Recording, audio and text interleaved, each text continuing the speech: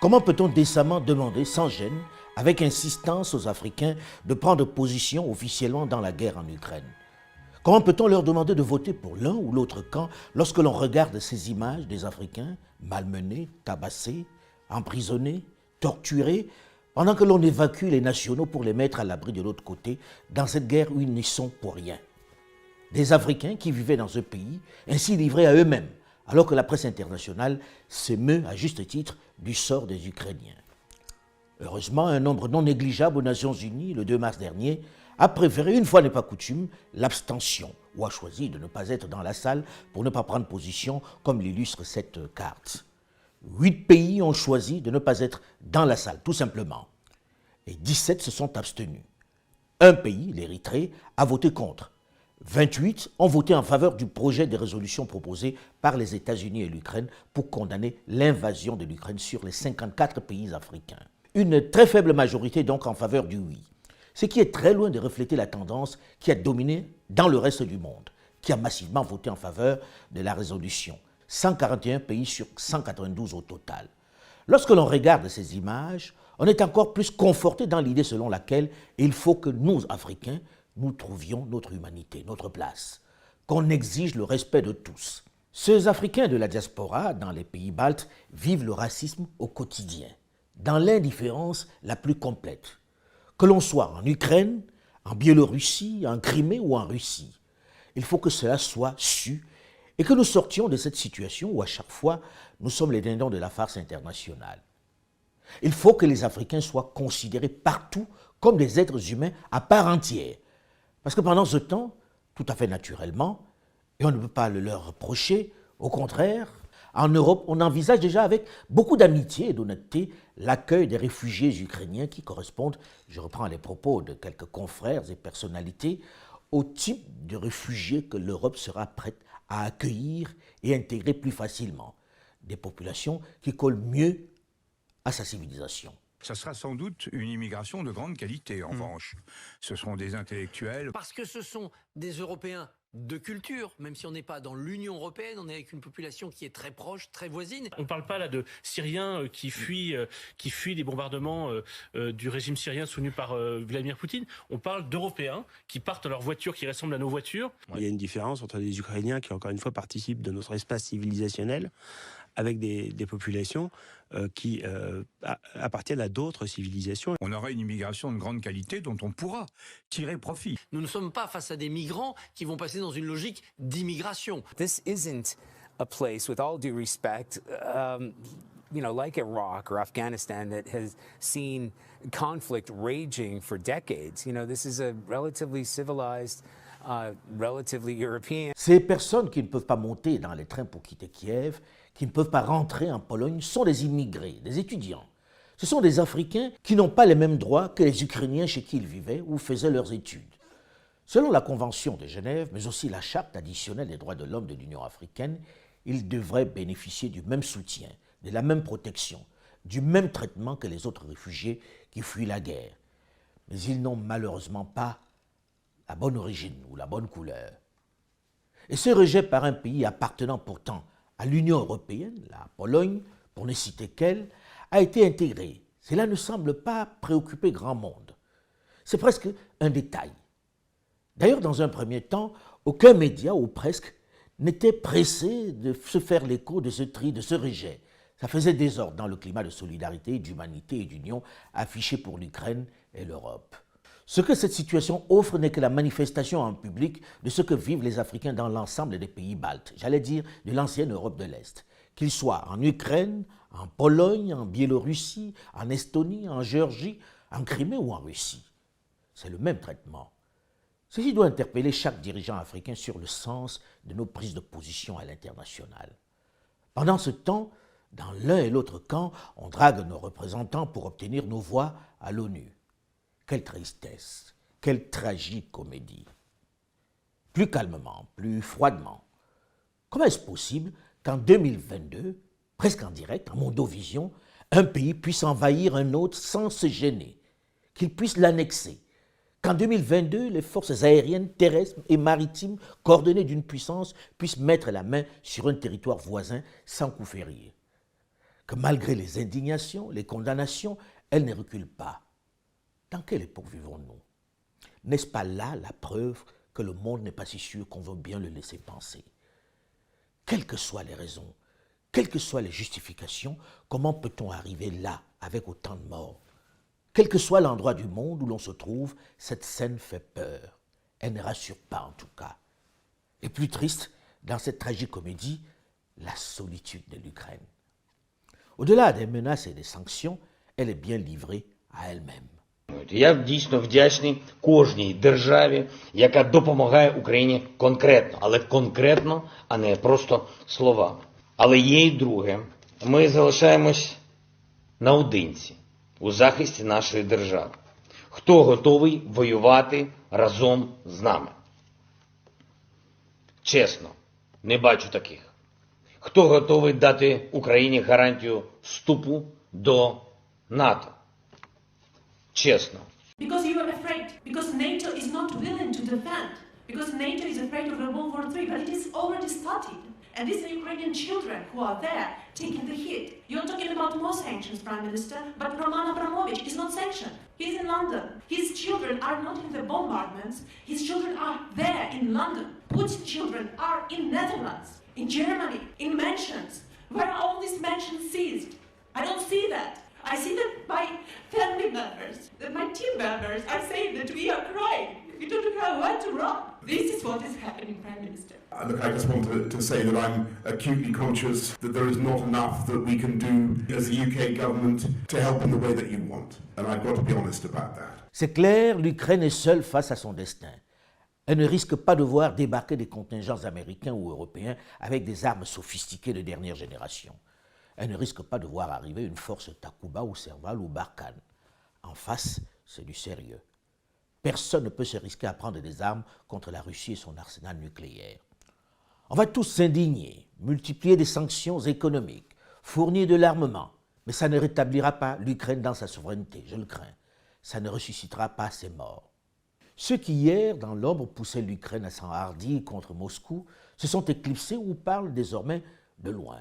Lorsqu'elle a avancé, elle croyait qu'ils étaient derrière, elle en appuyait, qu'elle ne risquait rien, qu'elle le couvrirait, qu'elle volerait à son secours en cas de coup dur. C'est la désillusion. Pourtant, depuis leur base, au chaud, ça continue de menacer. On pourrait presque en rire si ce n'était pas si grave. Par moments, même en sachant qu'ils n'iront pas jusqu'au bout, on se dit, et s'ils poussaient la folie jusqu'à appuyer sur le fameux bouton nucléaire? Les propos ressemblent étrangement à ce que l'on écoute dans une salle surchauffée de MMA, de l'UFC ou de catch à la télévision. On montre les muscles, on se livre à une démonstration de sa capacité de destruction de l'adversaire, comme les dialogues dans les jeux vidéo pour enfants. The United States Army remains the world's premier ground force. But I want to be clear. I want to be unambiguous. I want to be clear to those who try to oppose the United States. I want to be clear to those who wish to do us harm. I want to be clear to those around the world who want to destroy our way of life and that of our allies and friends. The United States military, despite all our challenges, despite our op-tempo, despite everything we've been doing, will stop you and we will beat you harder than you've ever been beaten before. Make no mistake about that. And when we show up on your turf, then you know the game's for real. And the other thing you know is you're going to lose. You will lose to the American Army. Make no mistake about it. And we will destroy any enemy, anywhere, anytime. So I stand here today, and I caution the enemies of America who doubt or misread our capability. It's our aim to deter war. But if deterrence fails, we as an army, we as a nation, must be prepared to fight. That we, the United States military, we, the United States Army, will never lose a war. Кто бы ни пытался помешать нам, а тем более создать угрозы для нашей страны, для нашего народа, должны знать, что ответ России будет незамедлительным и приведет вас к таким последствиям, с которыми вы в своей истории еще никогда не сталкивались. Cette tragique situation de guerre que nous déplorons tous doit absolument interpeller les Africains. Elle est certes à des milliers de kilomètres du continent, mais elle nous parle plus que jamais. Que devons-nous comprendre? En quoi cela peut-il nourrir les Africains? En quoi cela peut-il inspirer les dirigeants subsahariens? D'abord, elle permet de mieux intégrer que tout ce qui se joue aujourd'hui comme hier par les grandes puissances à travers la planète est sous-tendu par un désir, une ambition hégémonique. Il s'agit d'abord et surtout d'installer son influence dans toutes les zones du monde. C'est dans l'ADN des grandes puissances. Depuis la nuit des temps, les discours sur la volonté d'installer la paix ou la démocratie sont des prétextes, des alibis auxquels seuls nous, les naïfs, croyons. Il n'a jamais été question d'aider ou de soutenir un quelconque régime, que l'on se place du côté des Russes, des Américains ou des Européens. Les interventions faites ça et là à travers le monde n'ont pour seul but que d'étendre leur influence. Nous sommes sans doute en train de vivre la fin de l'hégémonie occidentale sur le monde. Nous nous étions habitués à un ordre international qui, depuis le XVIIIe siècle, reposait sur une hégémonie occidentale. Les choses changent.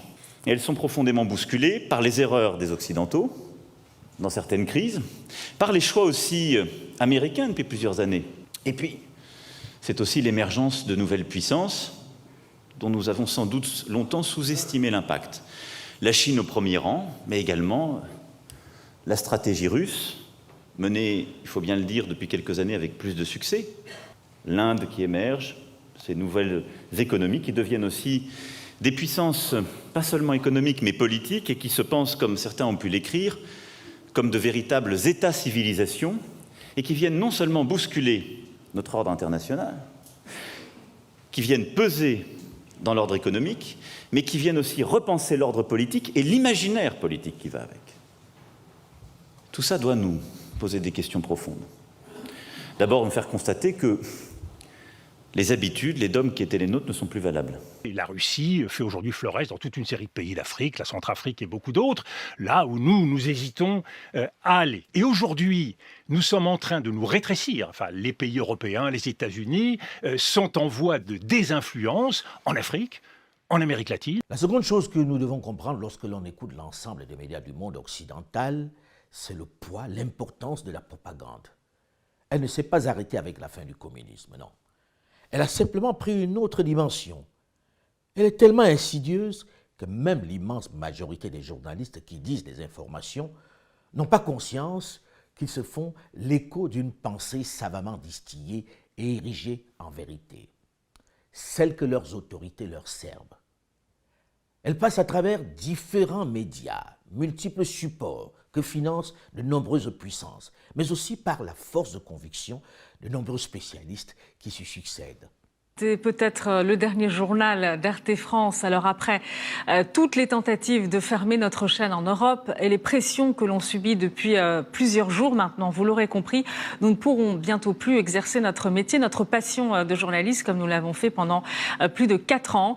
Au nom de toutes les équipes d'RT France, nous souhaitions vous remercier sincèrement pour votre fidélité tout au long de ces 4 années. Moi, je veux bien que effectivement on dit mais attendez, vous prenez des positions pour Russes, etc. Mais tel ou tel média ne prend-il pas position en fonction de son idéologie ou en fonction des intérêts de son actionnaire? Où ça s'arrête? Le problème de la liberté d'expression, même et surtout la liberté d'expression de ceux qui ne sont pas d'accord avec vous et même ceux que vous détestez, RT France ou Sputnik ou Al Jazeera, etc. Vous n'aimez pas? Eh bien, zappez et ne les regardez pas. Qui oblige qui que ce soit à regarder quoi que ce soit? La fermeture de cette chaîne russe illustre bien l'importance, le rôle que jouent les médias dans la guerre de l'opinion aujourd'hui.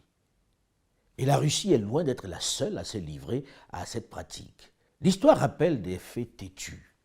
Souvenez-vous, lorsque l'on a fait la guerre en Irak, l'immense majorité de la presse britannique, et surtout américaine, justifiait chaque jour l'urgence de renverser le régime de Saddam Hussein par la présence des armes de destruction massive qu'il détiendrait. On est même allé jusqu'à fabriquer des preuves en mondovision.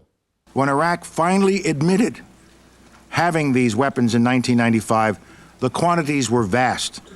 Less than a teaspoon of dry anthrax, a little bit about this amount. This is just about the amount of a teaspoon. Less than a teaspoonful of dry anthrax in an envelope shut down the United States Senate in the fall of 2001. Saddam Hussein already possesses 2 out of the 3 key components needed to build a nuclear bomb. He has a cadre of nuclear scientists with the expertise, and he has a bomb design. Saddam Hussein and his regime are concealing their efforts to produce more weapons of mass destruction. Iraq has been working on a variety of UAVs for more than a decade. This is just illustrative of what an UAV would look like. And I told the world that your case for the war was a pack of lies. I told the world that Iraq, contrary to your claims, did not have weapons of mass destruction. I told the world, contrary to your claims, that Iraq had no connection to Al-Qaeda. I told the world, contrary to your claims, that Iraq had no connection to the atrocity on 9/11/2001. I told the world, contrary to your claims, that the Iraqi people would resist a British and American invasion of their country, and that the fall of Baghdad would not be the beginning of the end, but merely the end of the beginning. Senator, in everything I said about Iraq, I turned out to be right, and you turned out to be wrong. And 100,000 people have paid with their lives. 1,600 of them American soldiers, sent to their deaths on a pack of lies. 15,000 of them wounded, many of them disabled forever, on a pack of lies. If the world had listened to Kofi Annan, whose dismissal you demanded, if the world had listened to President Chirac, who you want to paint as some kind of corrupt traitor, if the world had listened to me and the anti-war movement in Britain, we would not be in the disaster that we're in today. Senator, this is the mother of all smokescreens. I regret it now because the information was wrong. I deeply regret that the information, some of the information, not all of it, some of the information I presented, which was multi-source, was wrong. Le même type de mensonge, répété en boucle avec de grands philosophes va-t-en-guerre sur le terrain, a été brandi sur tous les médias embarqués en France, aux États-Unis et en Grande-Bretagne pour s'assurer le soutien de l'opinion afin de faire tomber Muammar Kadhafi en Libye. Le même type de regret a été présenté une fois que le forfait était commis, avec à chaque fois la même discrétion dans la reconnaissance de l'erreur. Et la presse, un peu gênée, n'accorde pas la même publicité à ces aveux tardifs. On reconnaît qu'on s'est trompé, mais très, très discrètement. Lorsqu'on a fait la guerre en Afghanistan, il s'agissait de détruire les talibans. Et pendant longtemps, nous n'avons vu que des images de succès sur le terrain. Images savamment encadrées par les armées américaines. Pour tout le monde, les puissances occidentales débarrassaient la planète des méchants barbus qui répandaient le terrorisme à travers le monde. Nous y avons tous adhéré, puisque la justification était morale, louable, et que les médias nous le sérinaient à longueur de journée. Un peu plus de 15 ans après, chacun sait qu'on a tous menti, et que pendant que nous regardions les images savamment choisies des victoires des forces alliées, les Américains finalement négociaient en douce pour se retirer sur la pointe des pieds en abandonnant les Afghans dans les griffes des talibans qu'ils étaient censés éradiquer. Lorsque les puissances européennes, notamment la France, ont débarqué au Mali, toute la presse s'est faite l'écho de la pensée des décideurs français qui nous faisaient savoir qu'ils intervenaient pour aider le Mali. À aucun moment, personne n'a mentionné que cette guerre était d'abord les conséquences des errements de la politique française menée par Nicolas Sarkozy. Presque aucun média n'a eu l'audace ou l'honnêteté de l'évoquer. La France bienveillante courait au chevet du Mali. Nous avons célébré cette humanité, cette générosité.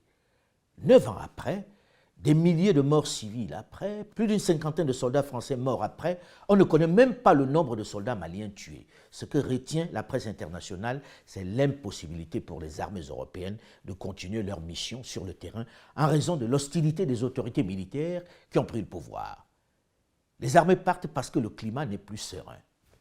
Et là encore, sans jamais se faire l'écho des arguments des militaires maliens et de ceux au pouvoir à Bamako, sans jamais se faire l'écho de l'échec sur le terrain, On parle de succès de l'opération, alors que la guerre, en 9 ans, a progressé et gagné une bonne partie du pays. On n'entend qu'une version. Heureusement, malgré le soutien affiché par les chefs d'État de la sous-région Afrique de l'Ouest à Paris, de temps en temps, ils expriment une certaine vérité. Pourquoi, en dépit de la présence plus massive de forces internationales, la situation continue de se dégrader au Sahel? Plus de 14 000 hommes de l'aménagement, chez 5 Sahel, je pense à plus de 5 000, 6 000 hommes, 19 000 hommes, plus Barkhane, plus tout le reste, plus l'armée malienne. Ce n'est pas moins de 30 000 hommes qui sont sur un théâtre qui est pris en otage par une bande d'individus. Il y a un problème. Pourquoi nous ne sommes pas capables de régler cette affaire? Il y a un problème. Au moins, on a compris une chose fondamentale. On devrait l'intégrer au plus profond de nous-mêmes. Personne ne viendra se battre pour nous et à notre place. Celui qui veut se battre à nos côtés doit clairement exprimer ses intérêts ou ses intentions afin que nous en discutions et décidions si c'est compatible avec les nôtres. On n'est plus perméable au discours sur l'amitié et la fraternité entre États. Ça n'existe pas. Nous sommes dans des bagarres hégémoniques, d'influence. Le principe est d'étendre son pouvoir, sa pensée partout. C'est de bonne guerre. Mais personne ne viendra nous sauver en cas de problème. Autre leçon à tirer de cette tragédie, le poids de la propagande qui, curieusement, est plus insidieuse et plus efficace que par le passé. Parce que la plupart d'entre nous, nous nous réveillons avec une seule version des événements et condamnons à juste titre la Russie, l'agresseur. Elle l'est à coup sûr. C'est elle qui a pris les armes pour agresser un État souverain. C'est elle qui bombarde, qui vise des cibles stratégiques et sensibles de l'Ukraine. Mais peut-être faut-il aussi chercher d'autres responsabilités dans ce mauvais film. Pour comprendre ce qui se passe, il faut forcément, et c'est obligé, remonter à l'histoire. Rien ne peut se comprendre sans un retour vers le passé. Surtout en cette période où la propagande fait avec méthode son travail. Comment en est-on arrivé là? Si nous devons tous condamner sans ambiguïté l'invasion d'un pays souverain, si nous devons tous dénoncer le recours à la force avec des victimes civiles en plus, il est impératif, en condamnant les conséquences, de chercher des causes. La guerre froide n'est pas terminée comme beaucoup l'avaient annoncé. Nous y sommes en plein, plus que jamais. Et là, comme pour expliquer la plupart des situations, un retour à l'histoire, un œil dans le rétroviseur est nécessaire. C'est absolument nécessaire pour mieux comprendre ce qui se passe aujourd'hui. L'Ukraine faisait partie de l'URSS, l'Union des républiques socialistes soviétiques, la superpuissance au centre du pacte de Varsovie, une alliance militaire orientale établie en opposition à l'OTAN, une alliance militaire occidentale. Telle était la configuration qui constituait l'arithmétique militaire de la guerre froide. Я прекращаю свою деятельность на посту президента СССР. Entre 1989 et 1992, le pacte de Varsovie s'est effondré et l'Union soviétique s'est désintégrée. Les républiques soviétiques devenant des nations indépendantes comme la Russie, l'Ukraine, la Géorgie, l'Arménie, l'Estonie et le Bélarus. La Russie est restée une superpuissance, ayant hérité de l'essentiel de la puissance militaire et industrielle soviétique, notamment d'un puissant arsenal nucléaire. En 1999, la Pologne, la Hongrie et la République tchèque, anciens membres du pacte de Varsovie, rejoignent l'OTAN, ce qui suscite une vive opposition de la part de la Russie. Une autre expansion de l'OTAN est intervenue avec l'adhésion de la Bulgarie, de l'Estonie, de la Lettonie, de la Lituanie, de la Roumanie, de la Slovaquie et de la Slovénie. La Russie, superpuissance mondiale, se sent alors encerclée par ses anciens adversaires de l'OTAN. Ces faits sont très mal perçus par Moscou, qui y vit une pénétration occidentale dans sa sphère d'influence. Depuis la fin de la guerre froide, quel jugement portez-vous aujourd'hui sur l'OTAN qui essaye d'étendre son influence à vos voisins, à vos partenaires comme l'Ukraine et la Géorgie? Le fait que l'OTAN exerce une grande influence sur l'Ukraine et la Géorgie ne nous indispose pas. En revanche, tout élargissement de l'OTAN n'améliorerait pas la sécurité du monde. Je ne vois pas en quoi l'élargissement à nos voisins baltes, par exemple, peut améliorer la sécurité du monde. Cela dit, si d'autres républiques de l'ex-URSS adhèrent à l'OTAN, nous respecterons leur choix. C'est leur droit souverain en matière de défense, mais certains problèmes pourraient surgir dans le cadre de notre coopération militaire avec l'Ukraine, qui est énorme. Cette coopération est à un tel niveau que s'il devait y avoir une présence militaire de l'OTAN en Ukraine, je n'y maintiendrai plus nos technologies de pointe et nos armements sensibles. L'Ukraine pourrait alors avoir des problèmes, je le dis franchement. De toute évidence, compte tenu de l'histoire de la guerre froide, les préoccupations de la Russie en matière de sécurité sont compréhensibles. Le président russe s'oppose surtout à une adhésion de l'Ukraine dans l'OTAN qu'il perçoit comme une provocation et une menace à ses frontières. Je ne dirais pas qu'elle justifie la guerre actuelle. Je ne suis pas qualifié pour en mesurer l'opportunité. Mais c'est la conséquence de l'escalade entre les grandes puissances. Ceux qui dénoncent l'invasion de l'Ukraine en évoquant sa souveraineté ont certainement raison. Mais dans le même temps, si l'OTAN est pour la paix, quel est le but, l'objectif? Comment se justifie la démarche d'encercler son ennemi? Comment ne pas y voir une démarche belliqueuse? Lorsque vous vous entendez avec votre voisin, éprouvez-vous, ne serait-ce qu'un instant, le besoin de l'encercler, de l'enfermer? Ressentez-vous le besoin de le cerner, de le neutraliser? Il faut se souvenir que l'OTAN avait pris des engagements en 1990 de ne pas s'élargir vers l'Est. Ces engagements ont été bafoués 5 fois. Et l'OTAN est désormais aux portes de la Russie, avec au moins 5 usines bactériologiques en Ukraine sur place. Les Américains ne se gênaient pas pour faire savoir leur avancée progressive vers l'Est aux dépens de ce que l'ancien secrétaire d'État américain Donald Rumsfeld appelait la vieille Europe. Quand vous pensez à l'Europe, vous pensez à l'Allemagne et à la France. Pas moi. Ça, c'est la vieille Europe. Si vous regardez les nouveaux membres de l'OTAN, aujourd'hui le centre de gravité de l'Europe se déplace vers l'Est. L'histoire se répète un peu. Et les jeunes journalistes qui par moments s'emballent devraient un peu plus travailler leur dossier. En avril 1961, John Fitzgerald Kennedy donne son feu vert pour le débarquement de la baie des Cochons. Constituée d'émigrés cubains, l'opération est destinée à renverser le nouveau pouvoir en place à Cuba. Mais elle échoue. Face à cette situation, et craignant l'ingérence américaine, Fidel Castro décide de se tourner vers l'URSS.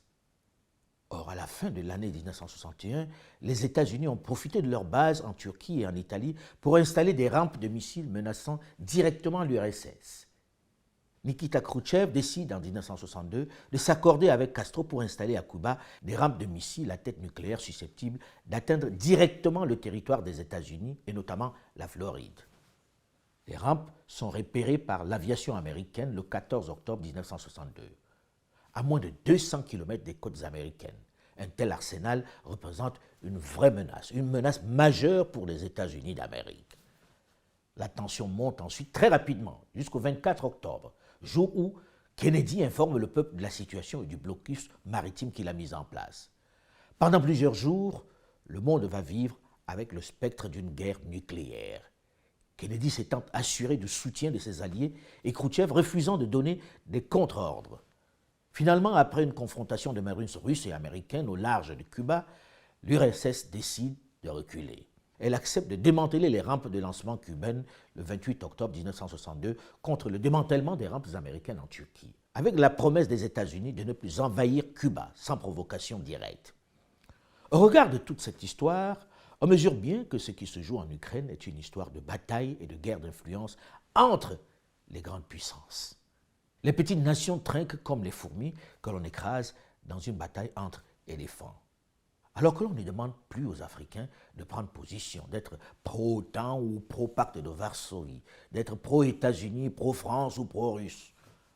Qu'on ne nous demande pas de passer la souffrance de nos ressortissants qui sont malmenés là-bas en Ukraine, en Pologne et dans tous ces États baltes au second plan pour discuter de celui que nous soutenons ou non dans cette guerre d'influence. Si pendant longtemps nous nous sommes alignés, nous avons été des suiveurs, des moutons de Panurge, les jeunes doivent comprendre qu'ils n'ont plus à l'être. Leur camp doit être celui de leur pays et de leur continent. L'Afrique nouvelle s'entendra avec celui qui apporte quelque chose de concret et qui respecte le continent et ses populations. Et elle fera tout pour être toujours du côté du vainqueur, sans être influencée. Fini cette attitude infantilisante qui veut que nous soyons pro ou anti-russes, soit pro ou anti-français, soit pro ou anti-chinois, ou turcs. Jeunes gens, vous devez être pro votre pays et pro-Afrique. C'est ce qui va déterminer vos choix de partenaires. Le monde change grâce à vous et à votre audace. Ne laissez personne vous brider ou vous dicter une conduite obsolète de dépendance ou de vassal. Celui qui vient chez vous, c'est parce qu'il y trouve un intérêt et il doit payer le juste prix.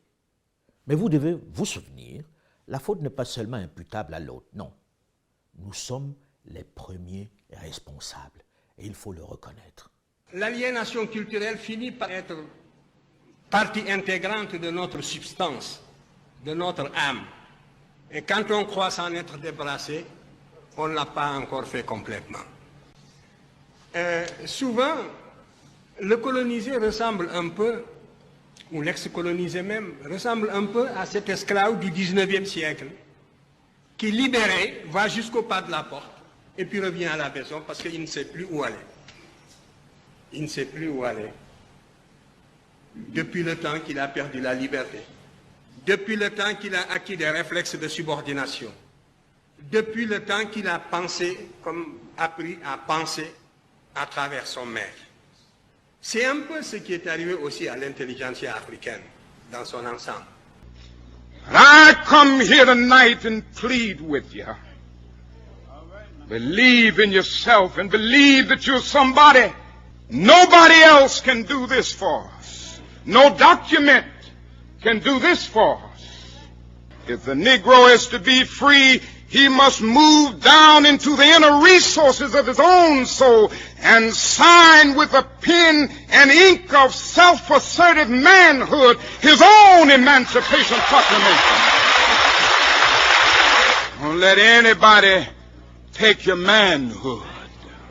We don't have anything to be ashamed of. Somebody told a lie one day. They couched it in language. They made everything black, ugly, and evil. Look in your dictionary and see the synonyms of the word black. It's always something degrading and low and sinister. Look at the word white. It's always something pure, high, and clean.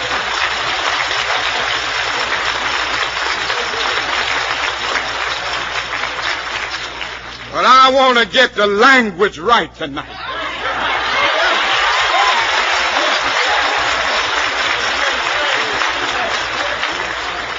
I want to get the language so right that everybody here will cry out, yes, I'm black, I'm proud of it, I'm black and beautiful. À vous de briser les chaînes. Merci pour votre soutien et votre fidélité. Surtout, n'oubliez pas, si vous avez aimé cette chronique, de liker et pensez surtout à vous abonner à ma chaîne Alain Foka officiel en appuyant sur la cloche. Restez également connectés et pensez à vous abonner à mon univers digital.